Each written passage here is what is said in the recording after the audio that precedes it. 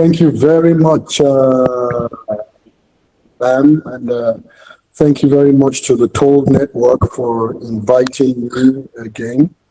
I thank you very much to the distinguished ladies and gentlemen who have made out time to come and share in the knowledge series and exchange of today. I'm happy to be here. I know that for quite a while we've been trying to connect again, but for some reason there's always been some kind of scheduling conflict, whether it's in-person meeting or an online meeting. And I actually do travel tomorrow morning. But when the invitation to speak today came, and I saw that this evening was somewhat open, I took it. And I had made a previous commitment to be at the 35th anniversary dinner of one of the bigger real estate firms. The way partner there was my senior in secondary school, and it was 6 o'clock. And so I went there, but I barely sat down and started coming back because of Lagos traffic, just so that I could be here, because this is important to me. Yes, and so today we want to talk about power, purpose, and public trust. And I see that the byline after that is rethinking leadership. And I think that those are important things. I think it's very important for us to really be considering these issues. And the reason why I think it's important is pretty clear.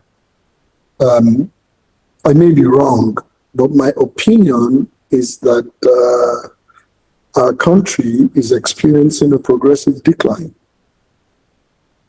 Many of the people on this webinar may not agree with this, but for the older people who have seen the country move through the years, you'd see that there are things that were better than they are today. For one, our educational system was better. Our healthcare delivery was better. The quality of people who made it to very important roles in the schools, in academia, were much better. When I was growing up, I grew up on a university campus, and you hear someone is a professor. I mean, if you saw a professor, you know. You would literally know that this person has spent a lifetime, not of study, of research. And just the conversation, the priorities, the things that are important to them would make you realize that that's how academia behaves. When you go on the campus now, even the apparel, the way students appear, the dressing, it's just so different. I remember visiting the United States a few years ago and went to a university campus there. Saw all these really young people, mostly carrying a backpack, all of them. I mean, I realized why companies that make gym shoes, or what do we call them, sneakers and campers here, and jeans, has been making a ton of money. It was almost like the uniform of dress code. All people were smartly dressed and wearing their gym shoes, their backpacks, and it was very briskly walking, moving, doing all kinds of things, whether they were playing or talking. But you could tell that you know a student. You just know. A few weeks after that, I visited a Nigerian university. The contrast was extremely sharp. Extremely sharp. I saw the gentlemen, even the apparel looked lazy, whether it's the dashiki you'd see young students just, dressed in some dashiki, funny looking clothes and slippers. And then you look at the young ladies, they had all the fancy wigs. You see young schoolgirls carrying fancy dressing bags and wearing high heels. with lots of makeup. But I'm not against any of those things. Don't get me wrong. I just saw that this wasn't how it was when we were in university. Same thing if you go to a hospital. Same thing if you go into a school. My wife is in early childhood education, and the number of people she has to interview to get one good, articulate person for children who will teach them right grammar, right phonetics, right etiquette. And what I found is that it's not the fault of many of these people who come to interview. They're given the best they know. And so the problem was already in their own learning process. And so you can see things are failing. It's not about current administration, whether the federal or the state or the local government. That's not what it is. None of the gaps or failures or weaknesses were systemic problems that we're seeing today started yesterday or a day before. It's progressive. And so it's not about allocating blame to anyone in power who was in power. No, it's progressive. And one of the things that I strongly believe is that no people in the world can go anywhere that their leader is not taking them to. It's just not possible. You can't have a pilot in command of an aircraft and expect to ever go to a destination that that pilot is not flying to if you're a passenger in that aircraft. You can't sit in a bus taking off from Lagos and desire to go to Abuja if the driver is going to Kano. It's just not possible, no matter what it is. It doesn't matter how well you know the road to Abuja. It doesn't matter how important, how committed you are to getting to Abuja. It doesn't matter. It doesn't matter if they said the bus leaves at 6 a.m. and you diligently arrive there at 5 a.m. It doesn't matter everything you've done. If you sit in a bus that's going to Port Harcourt instead of Abuja, you're not going to Abuja. And that is why rethinking leadership from the standpoint of power, purpose, and public trust is so crucial. Our challenges are about both the people who lead and those who are led. True, but change must always start with leadership. It's difficult to expect people who are led to be the catalyst for change. And so having said that, what are the key considerations when you talk about power, purpose, and public trust? Very interesting, important words, and they define the totality of what we need. The first thing I'd like you to know is power is not neutral. Power is not some neutral wire. It's not neutral. There's no neutrality in power. Power is not idle. It doesn't sit idle. You know, when you start a car and it's still in park, you have the engine running in idle.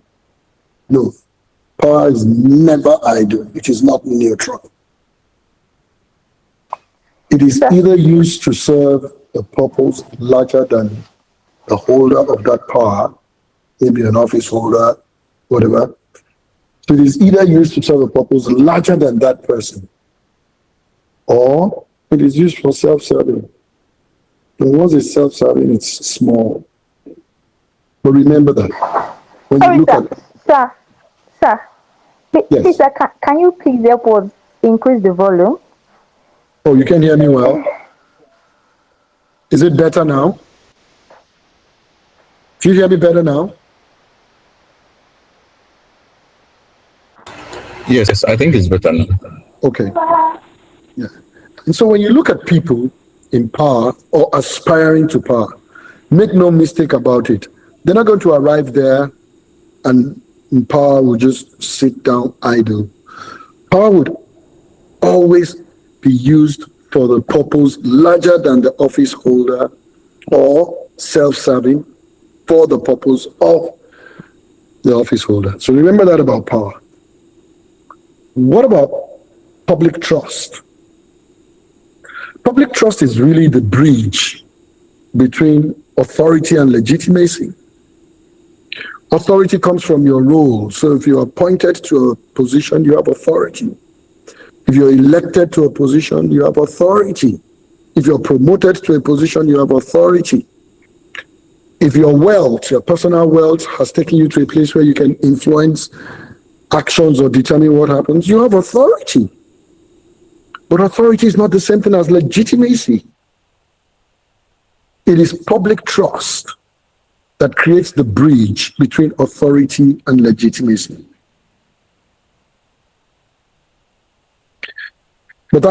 So whatever power you have would only become legitimate when people have come to trust you. When people believe that you're exercising that power for proper purpose and in the interest of the larger community. You can't get away from that no matter what.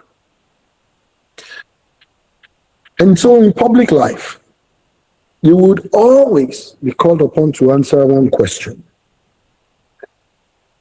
which is, who has power? But that's not the most important question.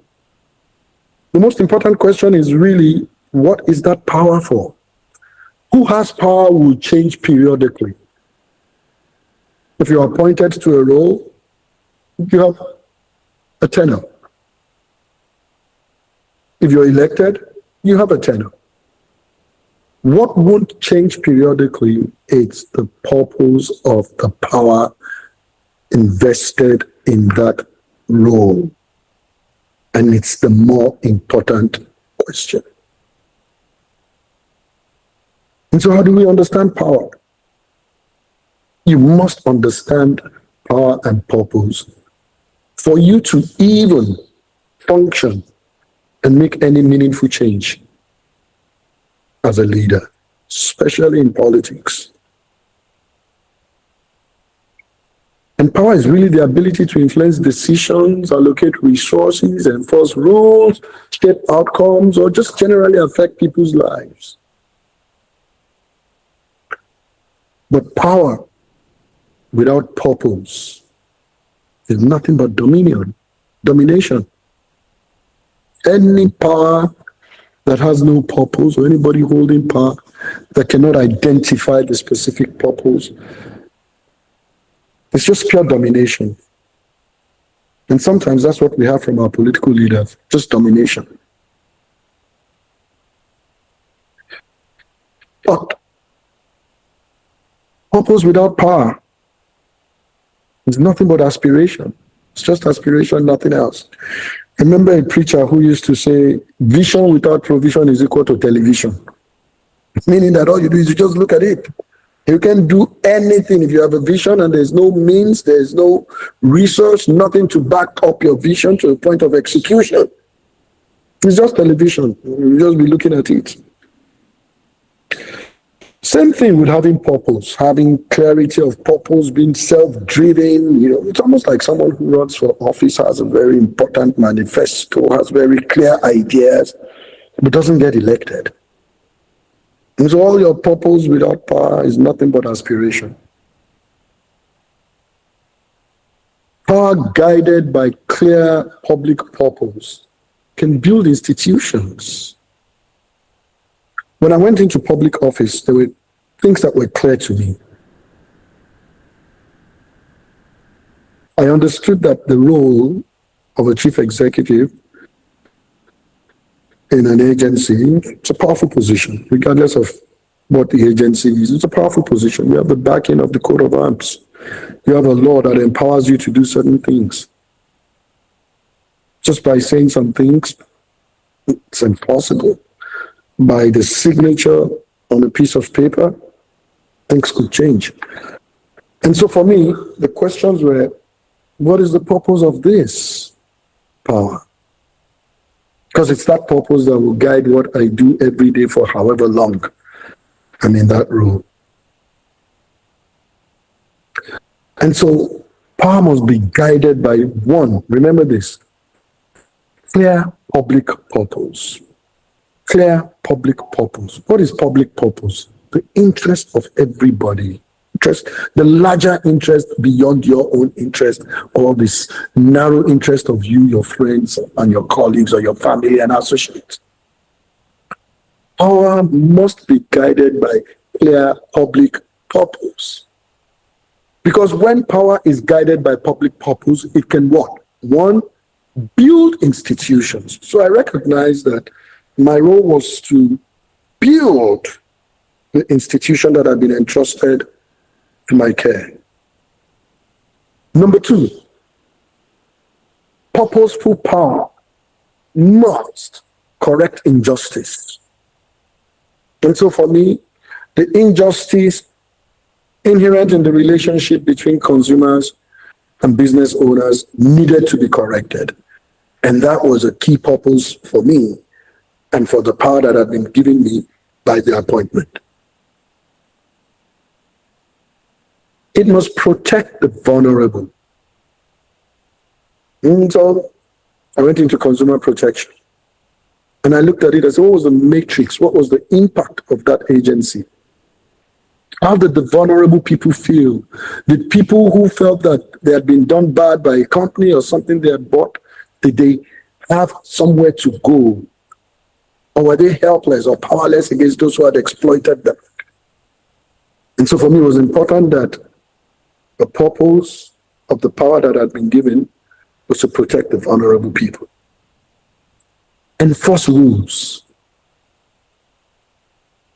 And to enforce the rules, let people know that there is consequence when you violate the law.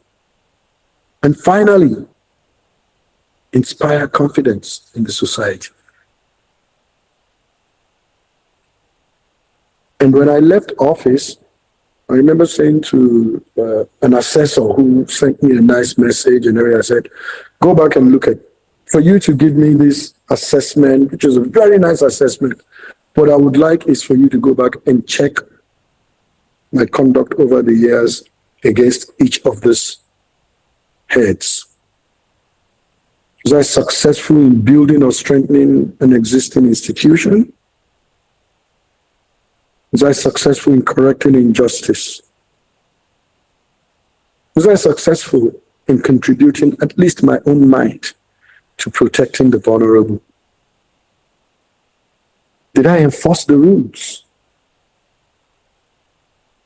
And did I inspire confidence in citizens or consumers?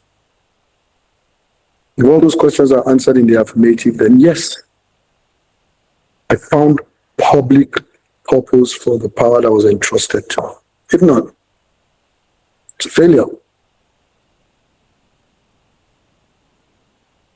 And in public service, power appears in several forms. You've got legal, which is authority granted by the law of your office; administrative power, the control you get.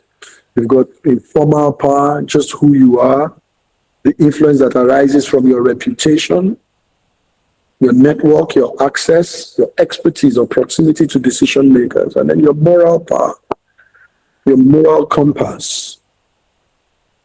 And I dare say that your fear of God, the spiritual compass. And the most dangerous forms of power are usually not the ones that are very apparent. The ones that are not, like discretionary power. And the purpose of power, like we said, is service. It exists to protect the very public interest that builds trust, to uphold law, advance justice, improve lives, preserve order. Those are the things that's the purpose of power. One of the things that I find most disturbing about leadership in Nigeria is that we seem to understand the power that comes with position as a chattel, as personal property. It's not. I mean, the sheer number of people who say, well, all power belongs to God. Number of people who say all power belongs to Jesus, or Muslims who say that it's God who gives power, all power.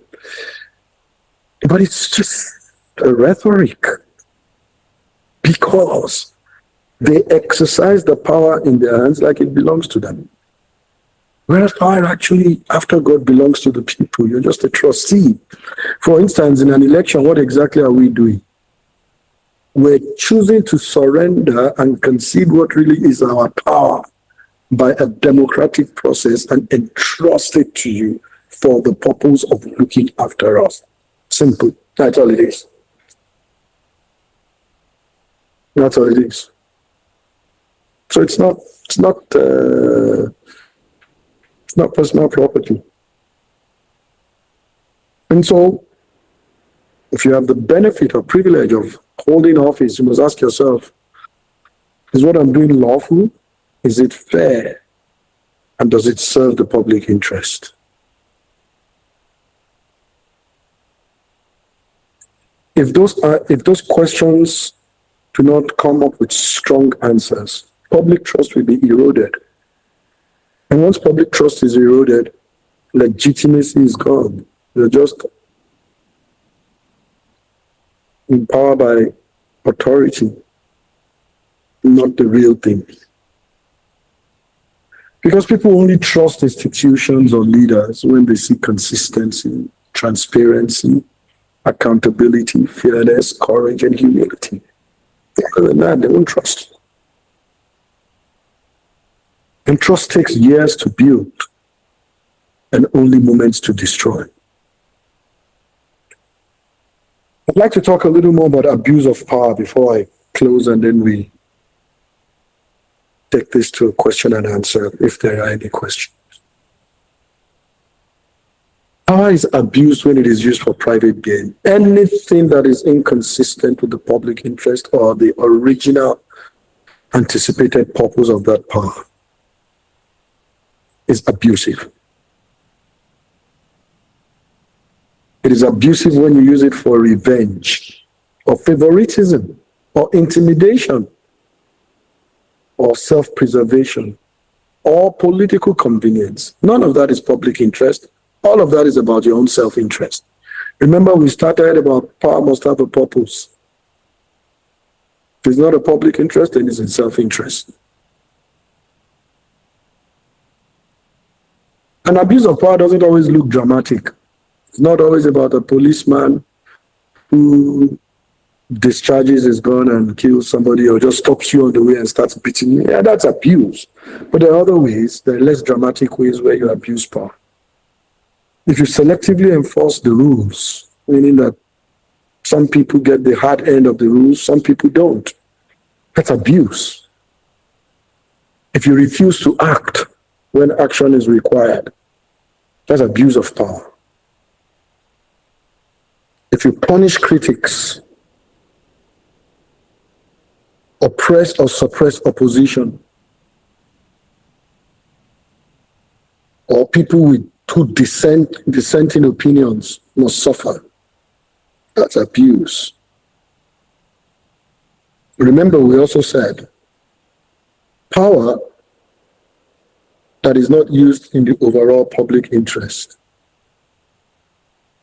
or power without public trust, it's just domination.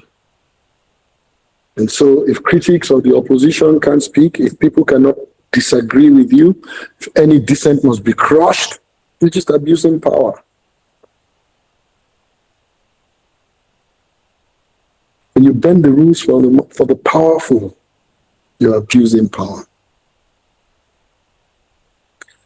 When you look at the people that you're ruling, when you look at citizens as subjects, not as stakeholders, you're abusing power. Because in reality, just like I used to say about consumers when I was in consumer protection, I said, those guys, They're not just people, they're stakeholders. It's like having a company and citizens are on the board. Well, they're stakeholders. They're not victims, they're not some inferior people. They are the very purpose. They are the soul and the entire, they are the country. What would Nigeria be if there were no Nigerians? So the people are the stakeholders, the main stakeholders, by the way. And so our accountability must always, always be intact.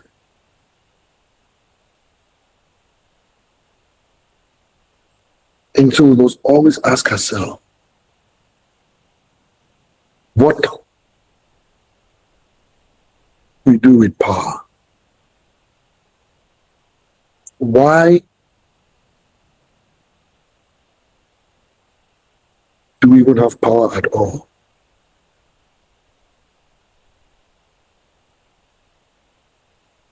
Many times people think stamping your authority is power. That's not real power. Excessive use of authority, what it does is that it will produce fear. But fear is not trust. Let's not make a mistake about it. Fear is not trust, and it will never bring legitimacy. Fear can create compliance. People will comply because they're afraid, they don't want trouble. But it doesn't bring credibility or legitimacy. It is the trust that brings legitimacy.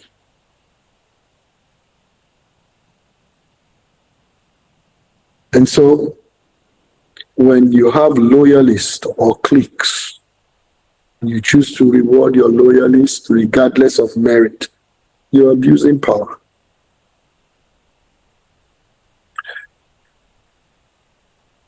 And in closing, there are two things. How prepared are we as individuals to lead from a power and a trust standpoint? How prepared are we to lead? And secondly, how skilled are we to recognize the right leaders or right leadership? How skilled are we to do that? How prepared are we to lead? The reason why these two questions are important is that our leaders will always come from us. We're the pool of leadership. And so if we are not prepared to provide strong and purposeful and trustworthy leadership, where do we expect it to come from?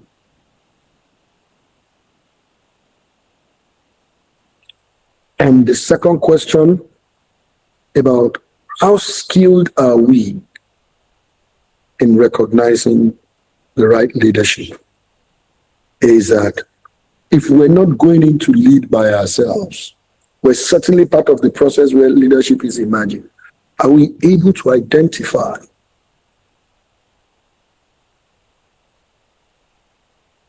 so that we do not make errors of election or selection or support or promotion, whatever the case may be? But I think that the first thing in rethinking power in Nigerian politics is that we, the armchair critics, must plan on getting involved. But it's not enough to want to get involved. We must prepare to be able to succeed. We must prepare ourselves. We must understand purpose, understand power, understand public trust. And we must be people who truly want to serve the society. If we're not, power may change hands but not society. And trust is not the slogans. Trust doesn't come from slogans. Trust comes from conduct. It is what you do. And so our political slogans, change, next level, renewed hope, none of those builds trust. All those things can do is to build expectations. Can build expectation, can build momentum.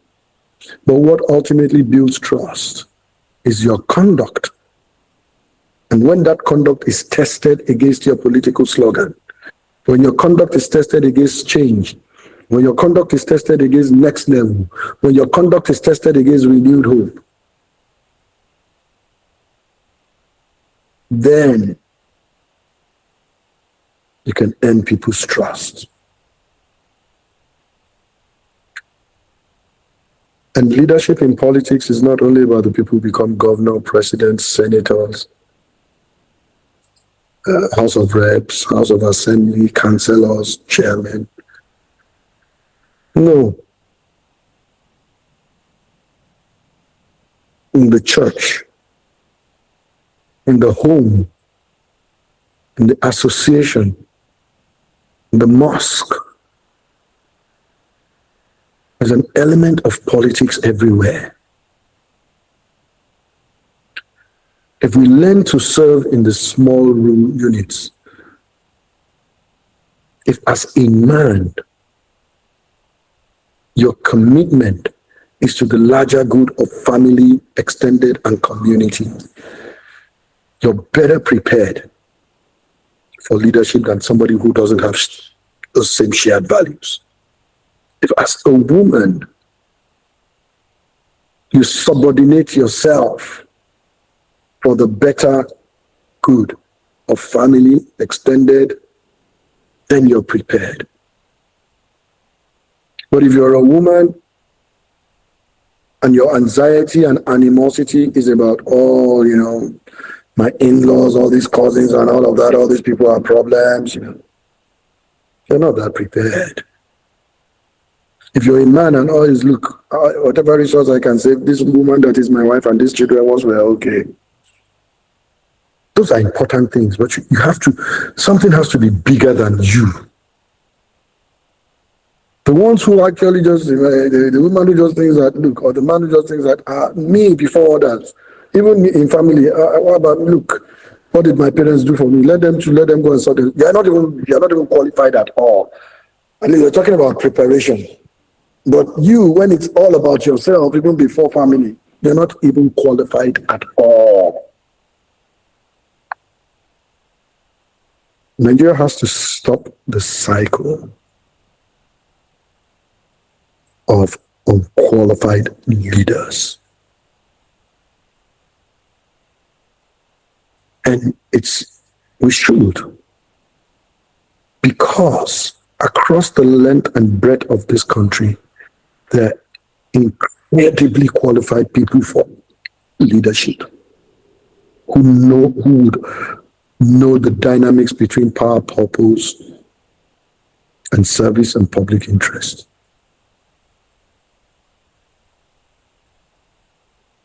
But you must start out preparing yourself to be that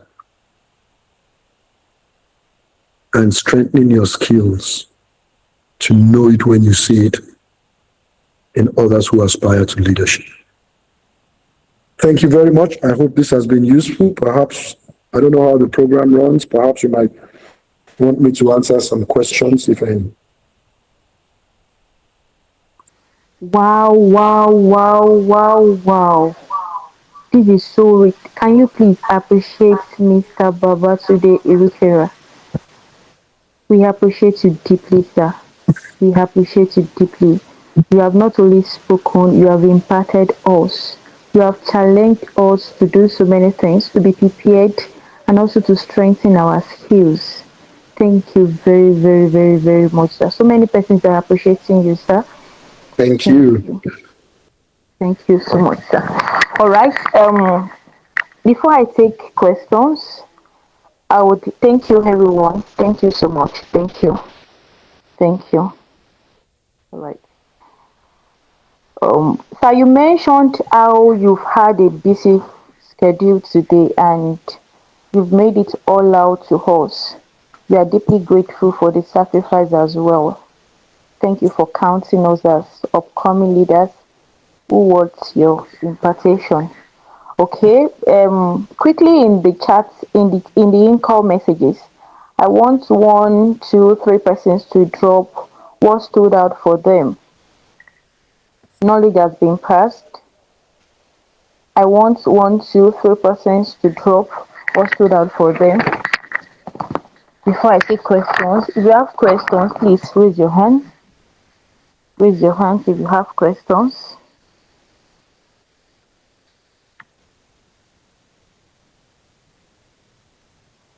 Okay, I've not seen any hand.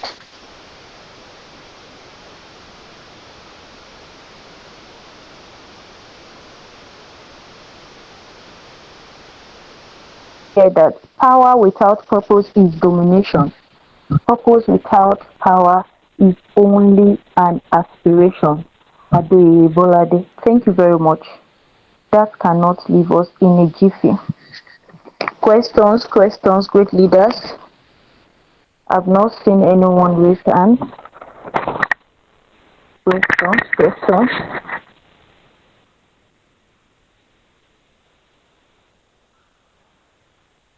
Okay. Please unmute and ask your question.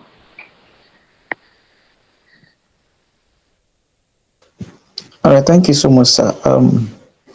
I know that power is often contested. Power is often filled in contention. So, from your own experience as a public servant, how do you navigate this terrain?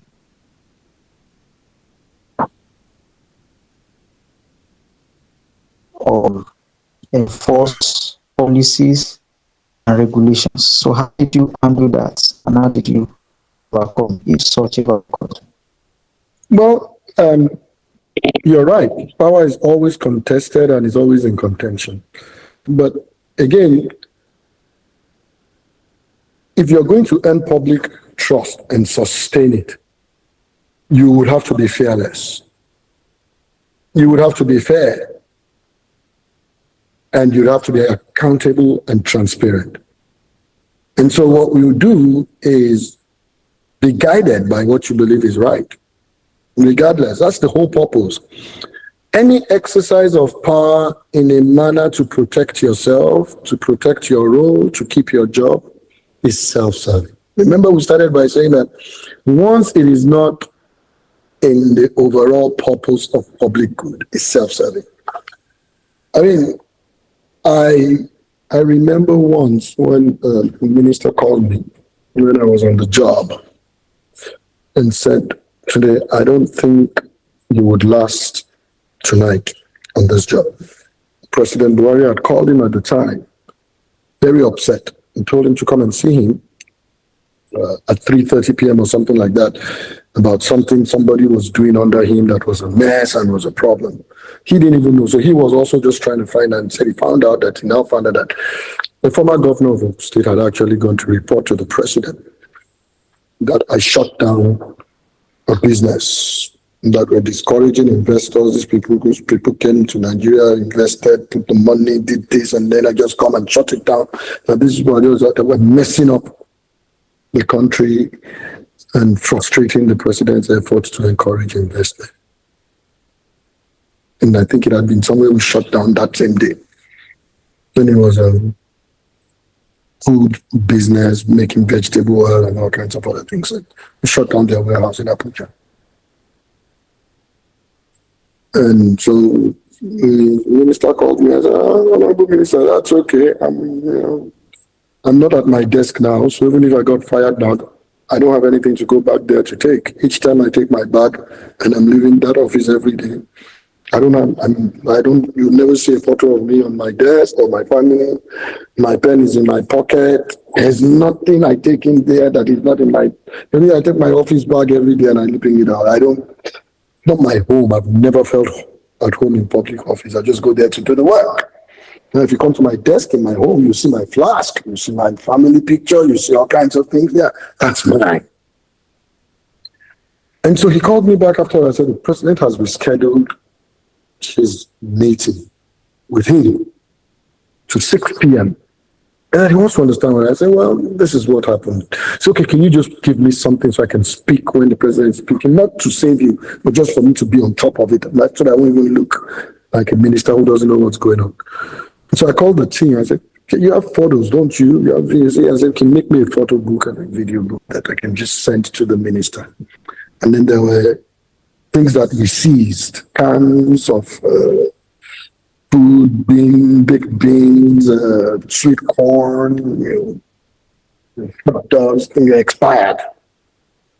And so he said, okay, take some to the ministry and give to the AMSEC. And so he put all of this together. I didn't know what to do. Apparently, he went to see the president with it. And when he got in, the president was really upset. And he just said he apologized to the president, saying, look, I'm sorry. I mean, he didn't even take my permission to go and do this. He didn't discuss it with me. I didn't know. But what I've done is to quickly try and get information about what happened. So he was explaining to the president. The president said, I have some things to show you. And the president was looking through it. So when the president finished, the president told him, tell this fellow, tell him to do his work. Chief of staff, send your number to him so he doesn't even need to get to me through minister. Anybody who tries to stop him, tell him to call. That's what the president said to the minister. So as they were walking out of the president's office, the president spoke in Hausa. And when they got out, the chief of staff asked him, do you understand what the president said in Hausa? He said, no, I don't understand Hausa. So the president said that should tell that former governor that if this is what you're going to be coming here to report, don't make an appointment to come and see me anymore. Just do it. It saved me on that day that I did the job. But it won't save you every day. Some days you'll do the right thing, and it's why you'll be hacked and cut down. That's okay. That's absolutely okay. There's nothing. I mean, the legacy and the satisfaction of doing right is so much more superior to the protection of being silent in the face of wrong. I mean, I was fired. I was sacked. The rumor has it that I was sacked because I made a company pay a huge penalty for what they did wrong. I'm congratulating myself for that, for being fired for that. I don't know how I'd be living with myself if I allowed the company to go away with doing wrong simply because I wanted to protect the job. And by the way, that had happened a long time ago. The company had even paid the penalty. It's because we announced it. And people said today, you didn't have to announce it. I said, then that's not transparent. You've got to be transparent. We've got to be able to say, this is what we've done. This is what somebody has paid for it. Because others need to know that there is a problem associated with behaving like that. How many are we going to go to? Just knowing what happened to one would modify the behavior of others. And people have asked me all kinds of questions. So today, were you propositioned? Was there an opportunity for you to make money? I said, of course. In Nigeria, is there a way to tell a company, bring your checkbook for $110 million and you will not be propositioned to take something instead of that? Of course. If I asked for 30, I would have gotten it, I assure you.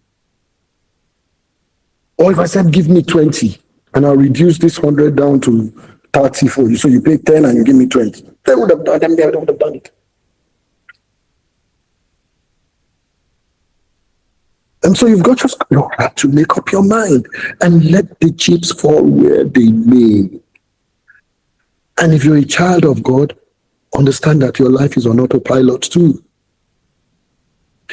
And so when I was sacked, many people went to the president, oh no, you got it wrong, you shouldn't have done this. And he said, oh, well, I didn't know, they didn't tell me. I mean, things I did. I said today, oh, this thing might change you, I think the president might call you back. I said, no, No, I am not going back no matter what. In fact, the current chief executive of the place said to me, he said, would you still serve? I said, no, I'm done. And I asked one of the people really close to the president and the minister at the time who were having that conversation. I said, let me tell you something. If I served my tenure to the end, the agency, the people there mostly like me, some won't, but most of the people there like me and thought I'd done well. Oh, they'd have had a nice send off, all kinds of great speeches. People would bring their tissue and dab their eyes about, oh, we're partying, but you're leaving, but we're not partying. You know, they might have bought me a nice refrigerator or generator for a present and all that, which would have been good. But when I was fired, I mean, there was just a groundswell. In fact, somebody said to me, I've never seen a public servant fired that created this kind of rumpus. PDP, articulate, obedience, even the APC, everybody said, everybody was agreeing that no, this is one person who did his work and should not have been fired. What could you pay for that?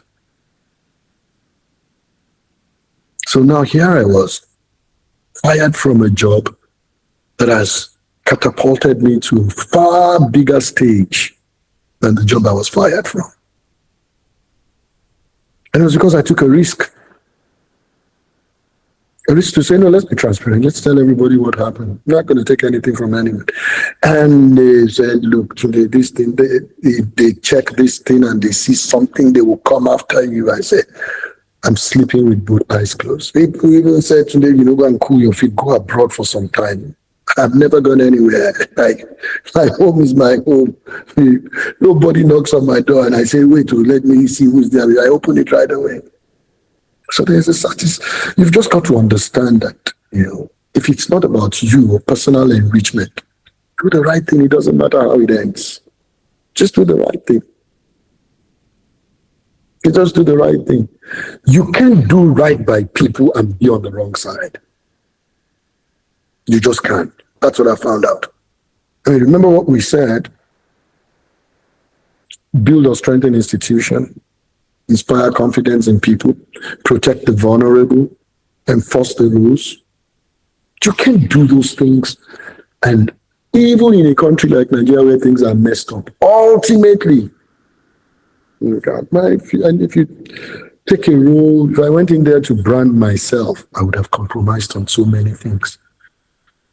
But the moment it was announced on the news that I was fired, within 2 minutes of me discovering, I was almost sleeping and I got a call. Some people were calling me and I said, what's going on? I said, Tunde, go check your messages, check your message. I checked and I said, I'd been, in fact, the language had dismissed. I just opened my computer and I saw all kinds of things beginning to happen. So I just typed a tweet just to douse the tension. And I was grateful to have served. I live with no grudges. The people there are great people and they will do the work. That was my last tweet. Immediately I was fired. It's the tweet that has gathered the most likes or retweets or anything for the entire period I was there. Just move on. One way or the other, my time there was going to end anyway. So what does it matter if it ends now? Just do the right thing. Do the right thing. Strengthen people.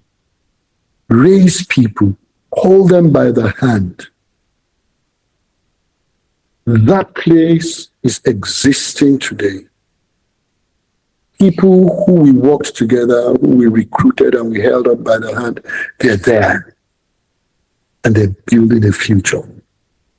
Just do the right thing.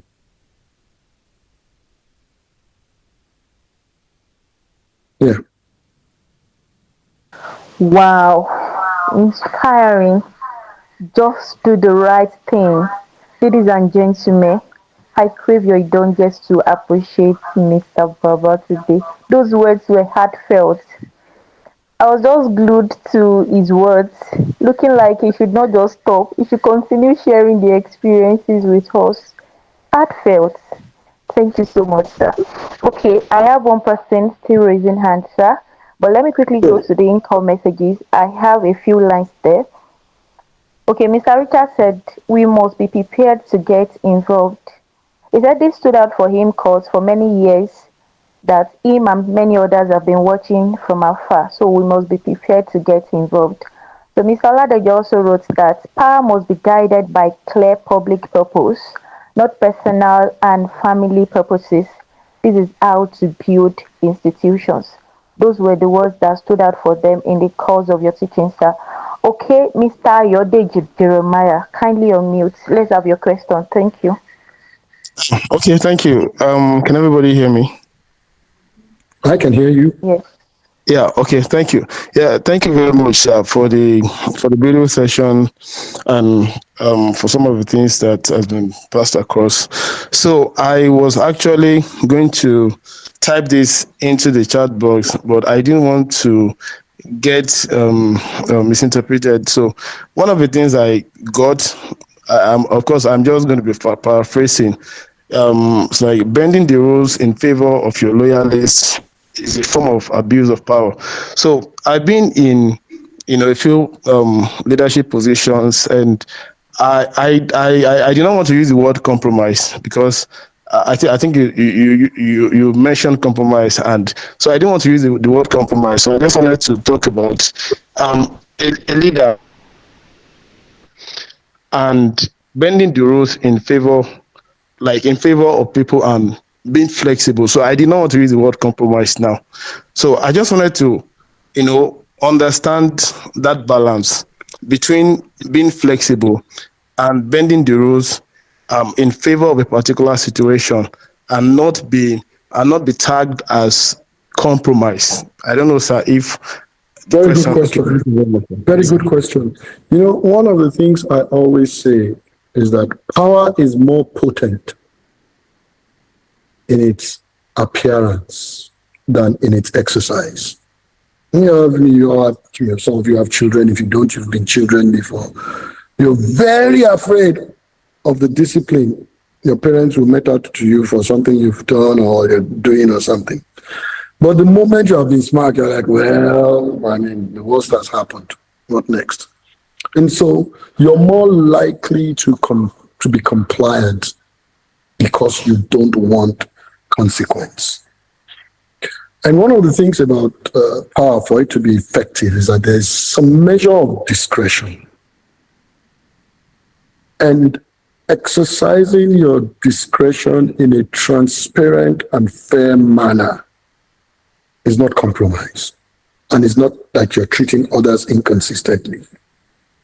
And it is in that window of transparent and accountable exercise of discretion that you can have things like, their lawyer is your friend, the MD knows you, people who would have access to you.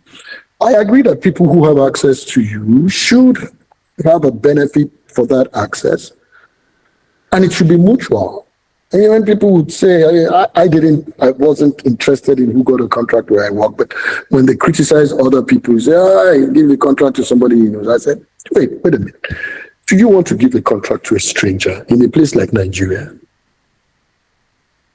Would I rather call someone I know, who I can hold accountable, who knows what I stand for, who knows how I've invested to earn public trust, and knows that their error can erode all of that public trust? Why don't we marry strangers?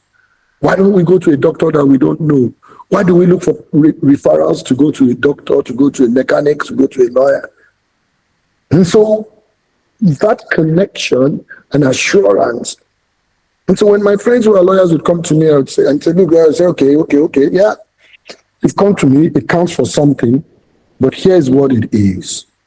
In exchange for what you're asking for, I'm going to have your client under monitoring. And because they're your clients, I know you make sure that their compliance frameworks improve.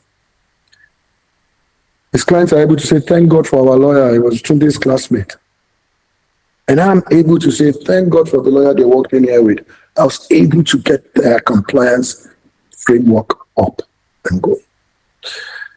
And so it's a lack of vision and a lack of imagination that doesn't, that prevents people from using the network in a way for public good and not just, I always say that doing good and doing well are not mutually exclusive. You can do good, meaning even as a lawyer, you can do good by strengthening the compliance mechanism of your client and do well by earning your fees. So you've done good and you've done well for yourself. They're not mutually exclusive. I mean, so if but we're stuck thinking that, helping one person, you won't pick your friend if he's not competent for a job. You won't. Now, if your friend is as good as someone else, pick your friend. Because you have the discretion to choose in between with a window of variance. But if we have a ranking where we expect 7 of 10 to be the minimum score for a contractor to do something, and my friend scores 7 and somebody else scores 9, and I have any discretion to say, look, once you've met 7, you can choose whoever. And I know that my friend, I can call him in the middle of the night and say, this thing isn't done. I need it done by tomorrow morning. I have legitimate public interest basis to prefer that friend. So they're doing good and doing well. They're not mutually exclusive. Where there's no room for discretionary exercise, let the chips fall where they may. Friends will respect you for complying with their rules. Thank you.